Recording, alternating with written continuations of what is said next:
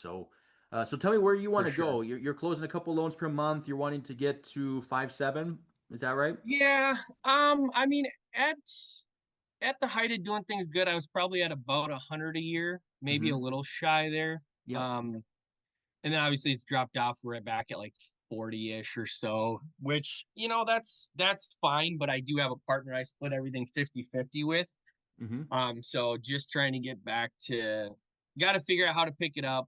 And I know this is the stupid part, right? Like I know what I have to do. I got to get back into making the calls, and I don't mind calling and setting appointments. It's more so like finding those that are going to be a good relationship and Yep. figuring out how to keep them. Because I always find good people, but trying to find loyal people and continue to get business from is always Yeah. tough.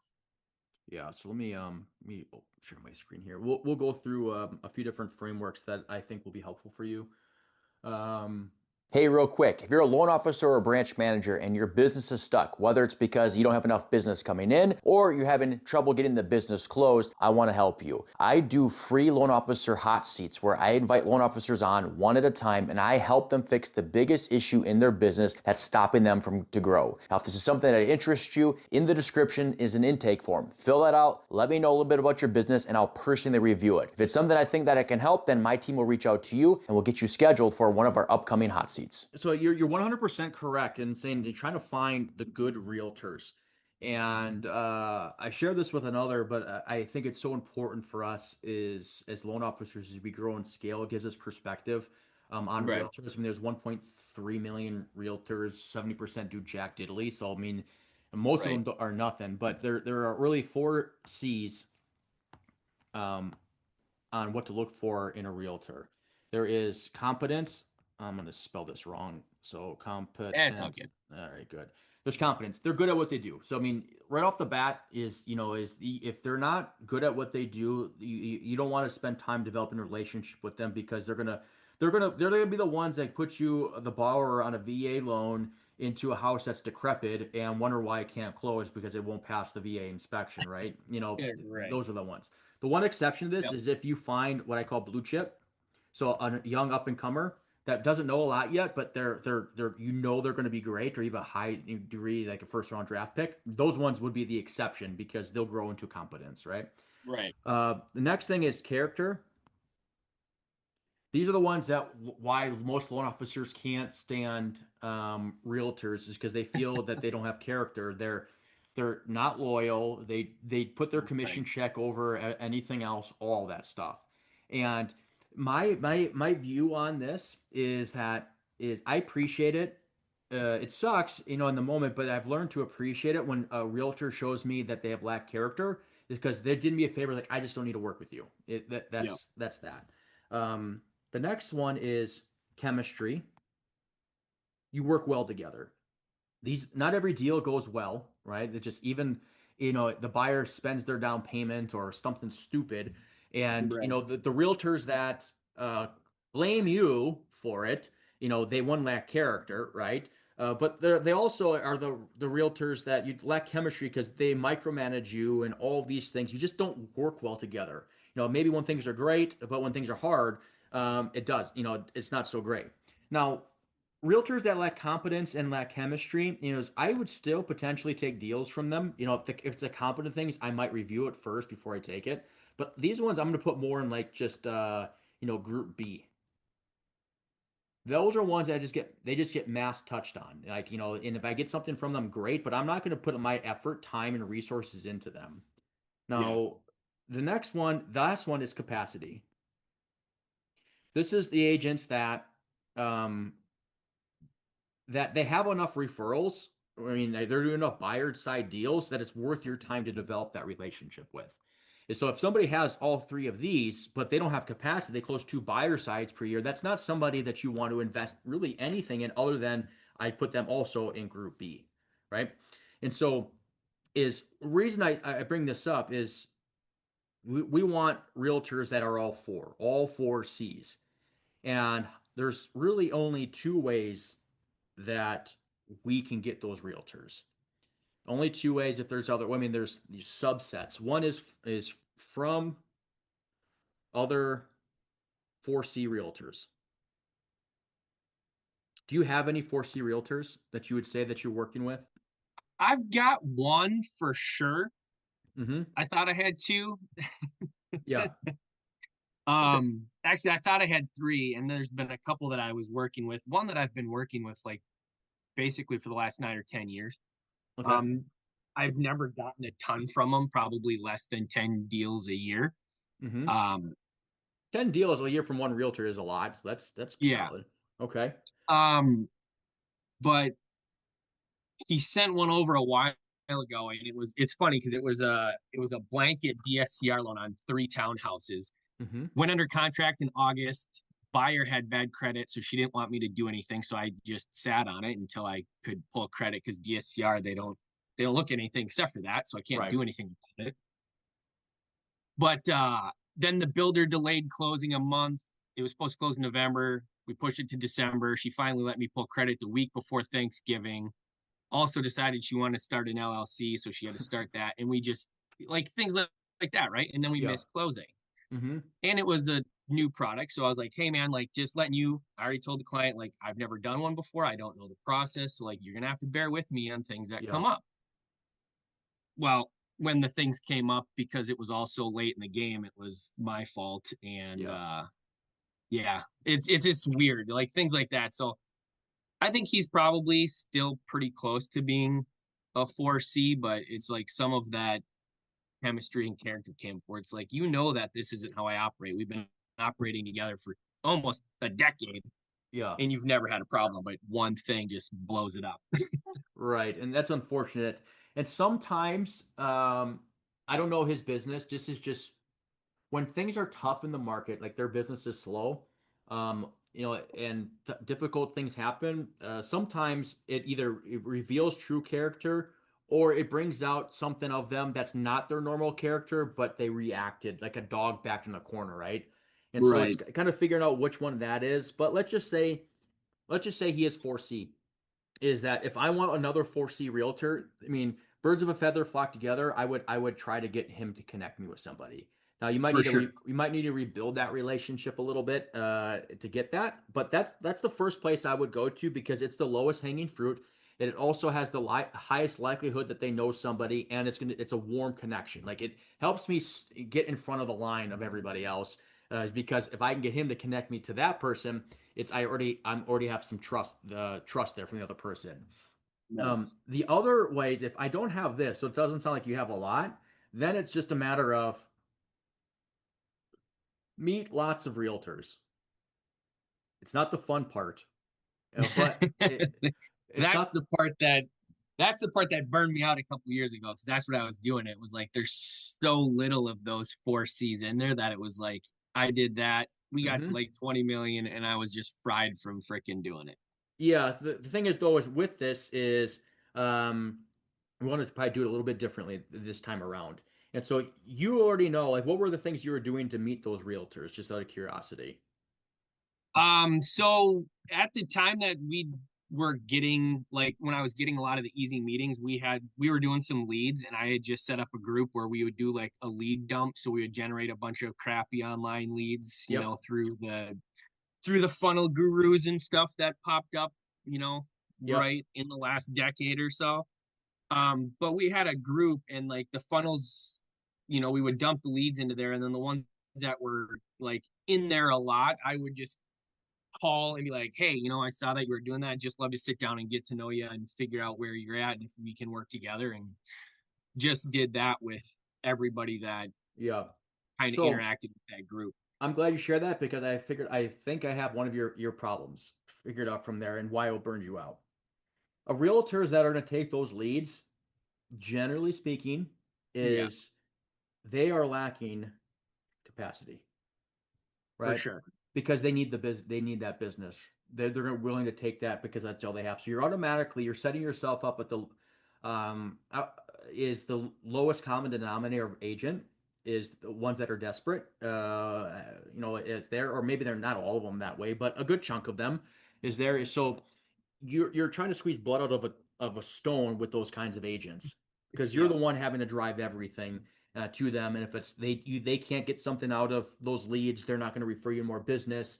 But don't have the capacity because they don't have the systems in order to turn leads into business and all that stuff. So it's a cycle that is it's really hard to keep up, and it would burn anybody out for sure. And so is but there are some things that you have that are value. Your idea is great. Is like I want to be valuable to them, something that can help their business. In my opinion, it was just the wrong avatar. I know because I've done that before too. When I first got into Right. online leads and all that stuff, I totally get it. And so it's like, okay, what's something else that can be of value, to the agents? Is I'm just bring this up, the BDM thing here, because I know you're at the same company as the people I was talking with before, is Yep. something that could be valuable to them. But the thing is, now you can target realtors that have capacity, Capacity. right? You don't know yet if they have character, chemistry. You're only going to know that until you start connecting with them, right? You're going to assume that they have competence if they're doing a lot of deals, they're doing a bunch. Is that you have the character and the chemistry. But the beautiful thing is that you are now the fulcrum. You have a thing that's legitimately bringing opportunities to them, or they can get opportunities from there, and then you could take it away if they're a problem for you. Is Yeah. so you meet more of them, and being that you're doing a constant. Let me stop my screen share here. That the key thing then will be is that you need to put schedule side time every day, is that to do outreach to try to talk with realtors about this sort of thing, is because is if you know that you're always generating, let's say you generate 5 meetings a week, it's 20 meetings per month, so it's not a huge amount, but it's very doable. Is that if you are starting to work with the realtor and all of them and all these realtors you're meeting have capacity. If one of them doesn't follow one of the 4 C's and you don't want to work with them, you don't feel bad about getting rid of them. Is because Right. you have somebody else coming in to replace them for the opportunity. And what that does is that builds incredible confidence as you're talking to the realtors, and the success with the realtors is that it'll come through you and how you communicate with them. It's just the way it naturally happens. And then you'll get even higher producing realtors. Yeah. Here's a really cool thing. Once you start doing this, you start bringing the value to them, and you have somewhat success with it. Hey, I was able to help this realtor generate extra $10,000 in commissions that they otherwise would not have had the last month. Now that's success then that you can start using to reach out to other realtors to more. Because now you have the proof of concept that it works, and then you can use that to go after even bigger fish. Like it's what you want to do is you want to move your market up. Like you're an experienced loan officer, you know everything. Is that instead of going after the low ones, is that you'll be able to then quickly move up market and go after the bigger fish. And it's Yeah. gonna be something that others. And then what that's gonna do is just make your life a heck of a lot easier. You'll be able to do a lot more loans with less headache because it's coming from fewer referral sources that aren't micromanaging you, aren't putting sloppy Right. deals together because they're not going to do sloppy deals, or they do very far and few in between of them. And then it makes your whole process easier, less Yeah. headaches. Yeah. That would be the goal. Before it was try to reach out to as many people and get one deal from 200 agents, and Yeah. that's not a way that I want to do it. Just with the other business stuff, what I've learned, I'm trying to make my sphere smaller, and I want that business to come from Yep. a smaller group of referral partners that like what we do. Like Mm-hmm. my dad's my senior partner, you know that. Yep. He's been doing this for 40 years, and his thing is always like there's enough of us in this industry, like don't work with people that you don't want to work with. Yep. Exactly. I'd like to get that to a specific number of people. And I'm not looking to do anything crazy, right? Like if I could get to 20 million, that'd be great because Yeah. the company we're at, we're trying to do other things with recruiting. My partner just got licensed on the Axe and realty side for stuff too. Yeah. So like we got a bunch of avenues, but my main focus, because he's more of the recruiting side, my main focus is to get the production in for us. And Mm-hmm. lovely Yeah. Minnesota is slow this time of year in general. Well, you're in Oh yeah. Wisconsin, that always slows down this time of year. Absolutely. And the good news is that you have some really valuable things that you can bring to agents, and it's going to allow you to go after a higher quality of agent. And then it's just a matter of consistency in the outreach and setting up those meetings, really honing in your pitch of it. One thing I Yeah. recommend is knowing the ins and outs of the program, because Yep. what will happen is that you'll have agents that would be interested, but they're thinking you're doing something shady. Yeah. So to be able to answer all of that, to dispel any concerns that they might have. But it's super simple for them. It's a great opportunity. It's a great way, great in. Get success with it, and then I mean, shoot, man, is you will be able to have success, make a post on Facebook. You have agents reaching out to you. It's like, I want in, and then you get to choose who you want to do it with, or you use that stuff. I know you were talking about the other things you're doing recruiting, and help you connect it with your recruiting, and you can create this whole ecosystem around you. But it starts with doing the outreaches to the agents that actually have the capacity to send you multiple deals a year. Yeah. Cool, Yeah, brother. that's the name. I do like that. I mean, I've been looking at the BDM program and I have a couple of people signed up. Yep. Actually, literally a couple. We got two. We just signed another person up yesterday, although he's not a realtor. He's a credit repair person that gets a Mm-hmm. lot of stuff. So different avenue stream. But yeah, I think the BDM program will be huge. So I mean, that's good that you've talked with other people that have been thinking the same thing. Oh So yeah, I absolutely would be using that. I would just make sure is where most people go to it is they tend to try to go to the lowest producing realtors because they feel comfortable with them because they're yeah, me it's the opposite. I'm going to go to the higher producing ones just because I'm gonna get way more bang for my buck. My when I say bike for my buck, I mean my time, effort, and all that stuff. right. Yep. And it's I'm gonna have fewer people that I work with, but I'm gonna get a lot more out of it. Yeah. So let me ask, are you just going on like Reader or MMI and finding the top buy side agents in your area? That's what I would do 100%. I would do that 100%, start reaching out to them. I would, being that you don't have too many agents that you're good with, my first thing would always be is I would ask my agents that I like to connect Right. me with them first. But if you don't have that, your only other really option is you got to do the mass cold outreach to do it there. And then from that, Yep. but once you start having success with those agents, then you start asking them, who do you know? What friends do you have? It doesn't hurt their business at all to do that, to connect you with other agents they have. And so my always thinking, how more can I get out of what I have? And so Yeah. you only need to be doing the cold stuff for a shorter period of time. Once and as long as you start leveraging those successful meetings into more successful meetings. Yeah. And I don't like weirdly, obviously, like we all have call reluctance, but I've never actually had bad luck cold calling Yep. realtors. Like I've always had pretty good success about just talking and like getting a lunch meeting or coughing. But of course they always know I'm gonna pay for it. So who doesn't want free lunch? Right. Right.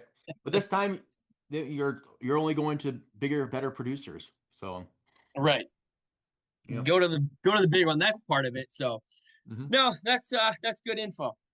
Well, I appreciate it, brother. Keep me posted on how it goes. I want to hear some good success, bro. All right. Let's do it. All right, take care, Nick. All right, CJ. See ya. All right, so we're going to wrap this up. So as you can see, guys, we ended up meeting five. One, he couldn't make it because I was running a little long, so that's my bad. But any which way, we'll get him on another episode. And but you'll see is that business is a matter of focus. Is a loan officer's business. It's so easy to get distracted by different things. I'm gonna try this, I'm gonna try that. This is getting hard, so I'm not gonna focus on it. But it's a matter of figuring out what works for most loan officers, especially when your production is lower. It's a matter of what has worked for you and then doing a lot more of that. Now, if you already have a bunch of business coming in, and which is great, is then you can say, what can I do better or what can I do to squeeze more out of those opportunities? And then for some, that was one of the things that the guy that was come on, he's got a ton of business coming in. And we were to talk more about he has more supply problem where he's just handling all the production that he has coming in. We'll get some more where we talk with loan officers like that, but fixing up your supply because is you have these two problems. Demand, I need more demand. Like I need more business. Like you might be able to handle this much business, but you only have this much coming in. Then it matters. Okay, I got to push up my demand so I can fulfill my supply. Eventually, your demand outpaces your supply. Then you have to push that up higher and then push that up higher, and then you can have really unlimited scale. And you can do most of that by doing more of what already works. And once you're doing more of what works, then make it better. Work on making it better. Squeeze more out of it. Once you get that dialed in, then it's about doing it more again, and so on and so forth before you're adding a bunch of new stuff to it. I hope you guys found this valuable. Let me know what we do to make this better. If you have questions, bring on some people. If you want to hop on one of these, there'll be a link somewhere around this video. Fill an intake form. I won't be able to bring on everybody that fills out an intake form just because of time and all that good stuff. But that's it. You have yourself a great day. Take care.